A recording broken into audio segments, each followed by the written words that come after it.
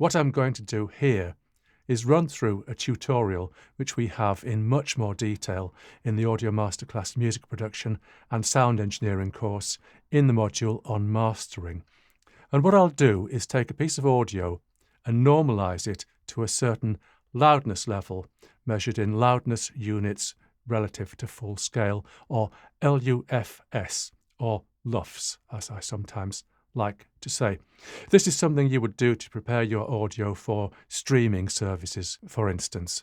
The days when you would try and get your audio as loud as possible are over. The loudness wars have been decided, and the result has been that people prefer audio of a controlled loudness, not too loud, because that's going to destroy all the dynamics and the character and the flavour of your work. So let's just hear this audio that I've got here. It's a short segment of speech that I recorded at Abbey Road Studio 2. I wandered lonely as a cloud that floats on high o'er dale and hill, when all at once I saw a crowd, a host of golden daffodils, beside the lake, beneath the trees, fluttering and dancing in the breeze. Okay, so you might have noticed I got the words a little bit wrong there, and author and poet William Wordsworth is spinning in his grave currently, but it will do. So let's have a look at the level of this in the mixed screen. So just down here, we can see a measurement of the peak level in dBFS. So that's decibels relative to full scale. And I'm using Pro Tools here, but the concepts apply absolutely to any digital audio workstation software. So let me play that audio again and we'll get a reading of the peak just down here. I wandered lonely as a cloud that floats on high o'er dale and hill, when all at once I saw a crowd, a host of golden daffodils, beside the lake, beneath the trees, fluttering and dancing in the breeze. Okay, so we've got a peak of minus 2.5 dBFS. The next thing I'm going to do is add a master fader, or you can call it a master channel or a master track. I really don't mind. Master fader, there we go. Because I like to see what's going on in the output of my digital audio workstation. And we'll see something maybe just a little bit different here. So I'll play it once again. I wandered lonely as a cloud that floats on high o'er dale and hill, when all at once I saw a crowd, a host of golden daffodils, beside the lake, beneath the trees, fluttering and dancing in the breeze. Okay, so this is different. We've got 2.5 here, minus 2.5 here, and we've got minus 5.5 here. So when it says minus 5.5, it means it's minus 5.5 in the left output channel and minus 5.5 in the right output channel. And the reason for this is because of the pan law.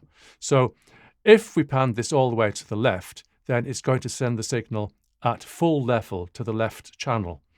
Might as well just try this. Let's just zero that again. I wandered lonely as a cloud that floats. Okay, that's enough. You can see it already, minus 2.5, minus 2.5. So by putting in this center, it's dropping the level by 3 decibels in each channel.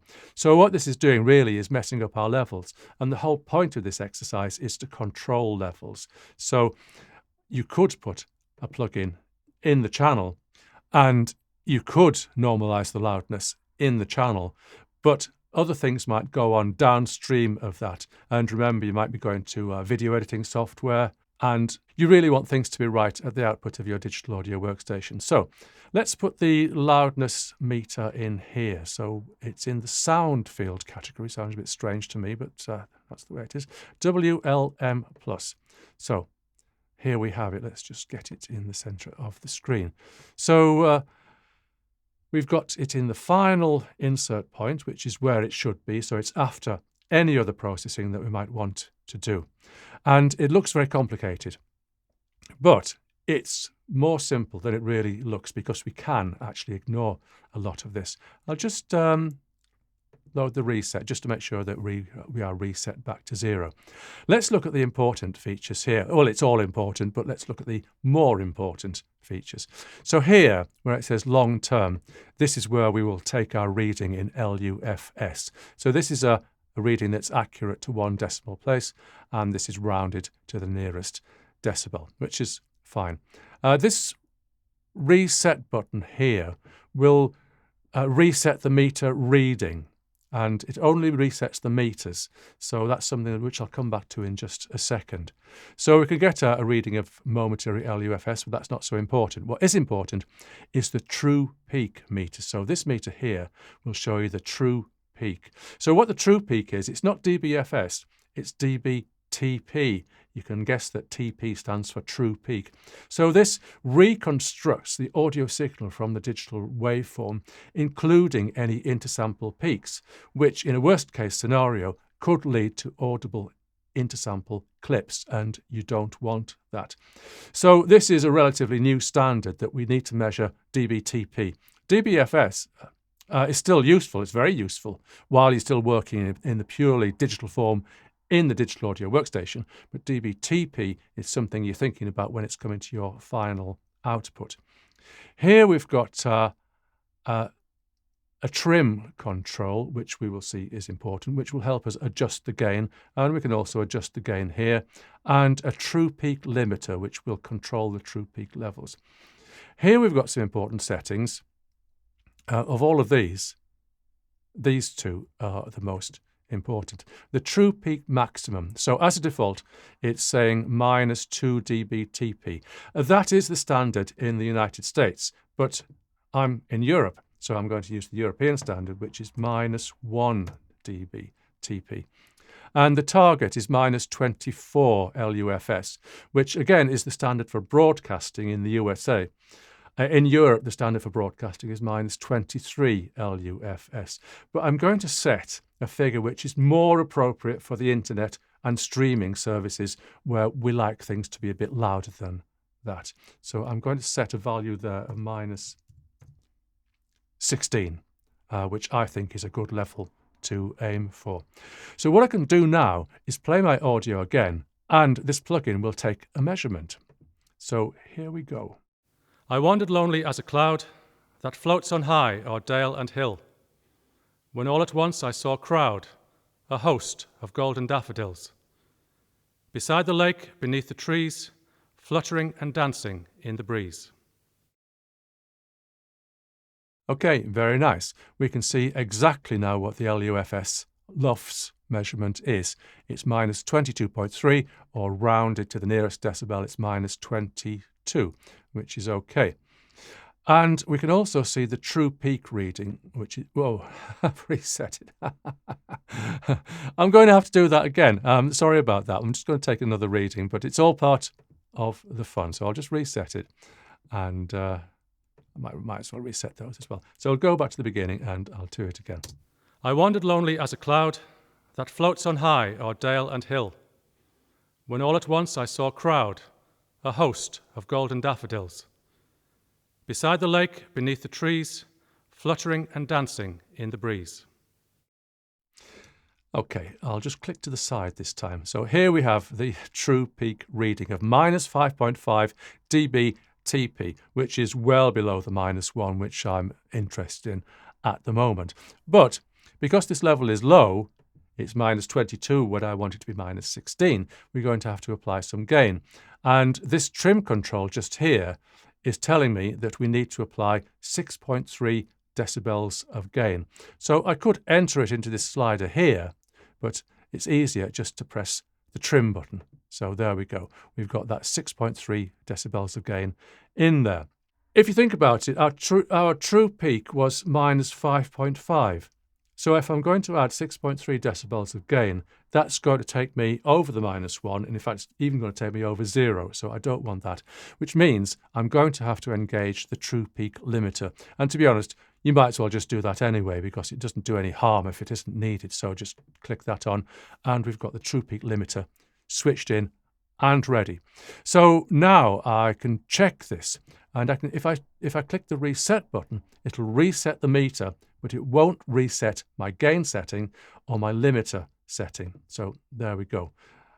Why it doesn't take on the first instance, I don't know. But if I press the play button momentarily, there you go. You can see that it resets back to 0. It's a quirk of the software. What would software be without a few quirks? Answers in the comments, please.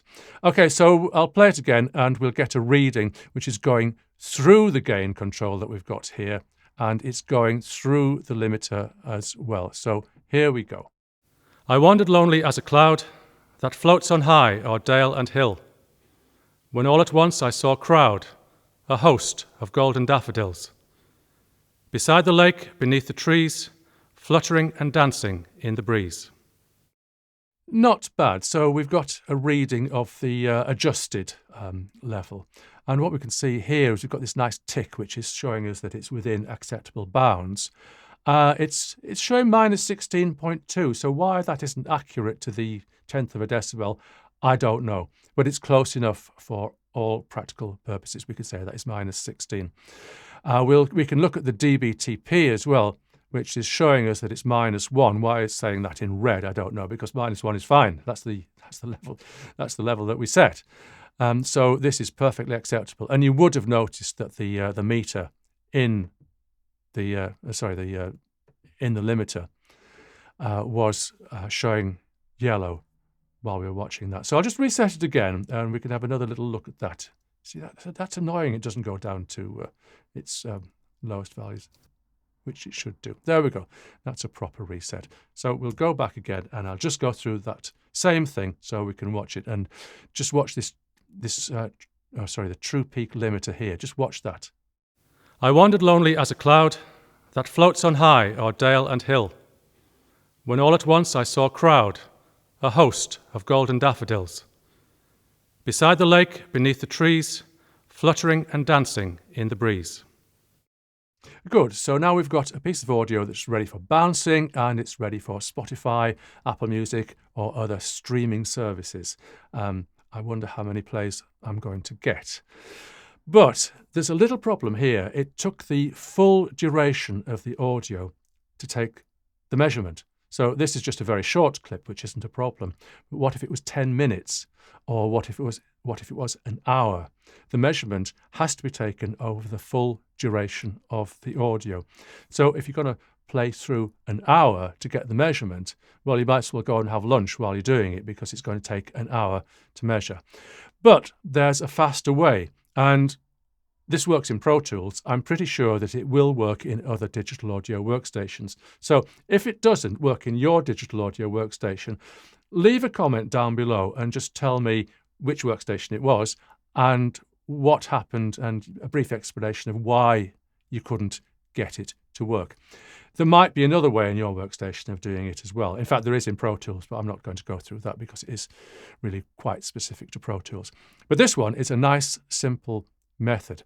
So what I'm going to do is I'm going to reset everything. So I'll reset the gain, switch the limiter back off, and reset the measurement. Oh, look, it's gone back to minus 80 this time. So why it worked that time and not before, I don't know, but it's a quirk in the software, as we said.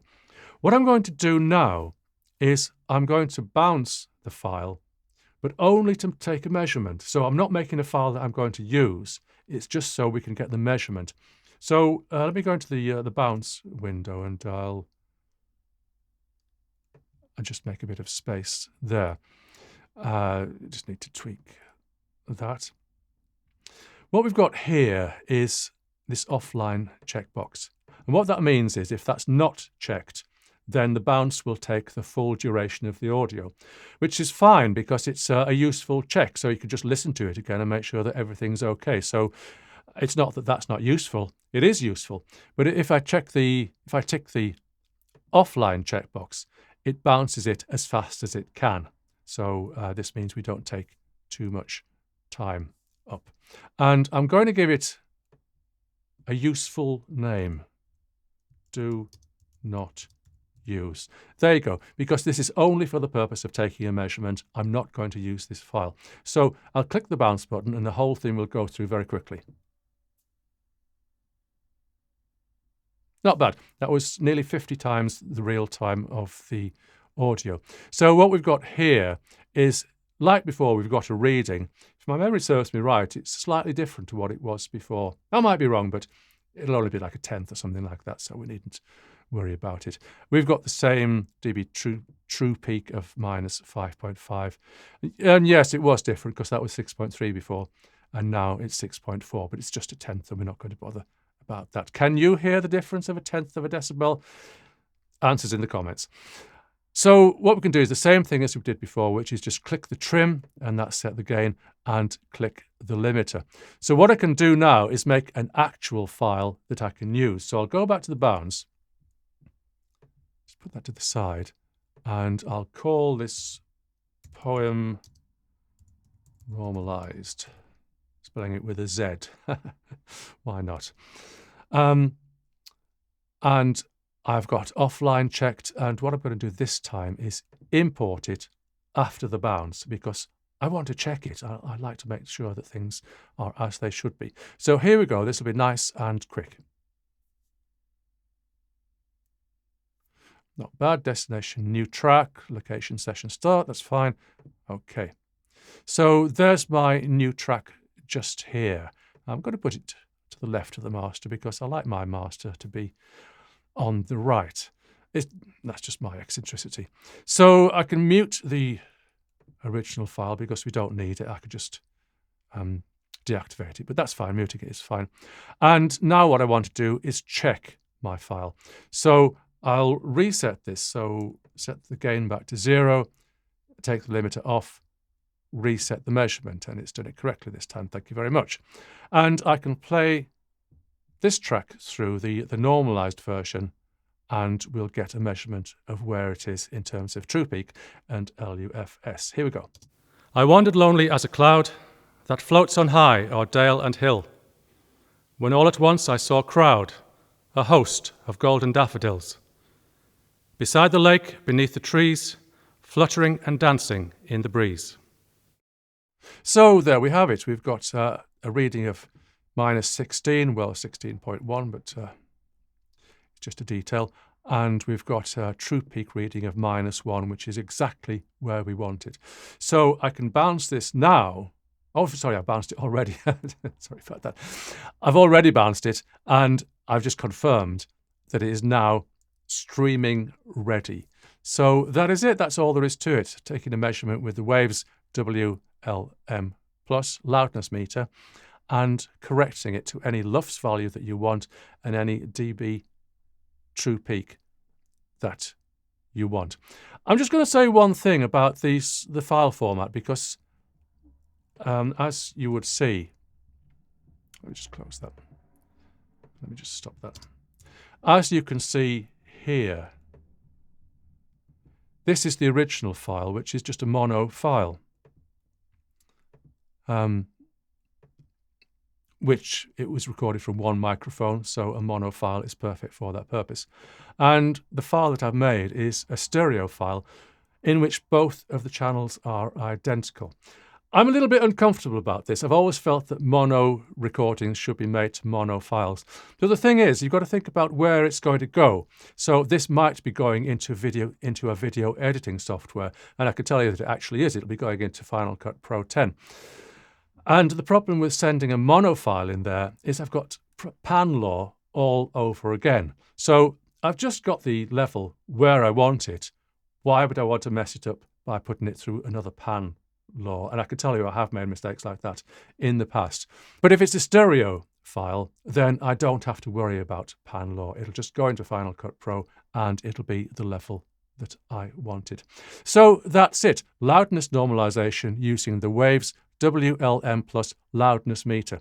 There's a much more detailed tutorial with audio examples and video clips in the Audio Masterclass music production and sound engineering course in the module on mastering. So come over to audiomasterclass.com. If you want to find the course, go to the footer and look for the course catalogue. You can find our full range of courses down there and take a look.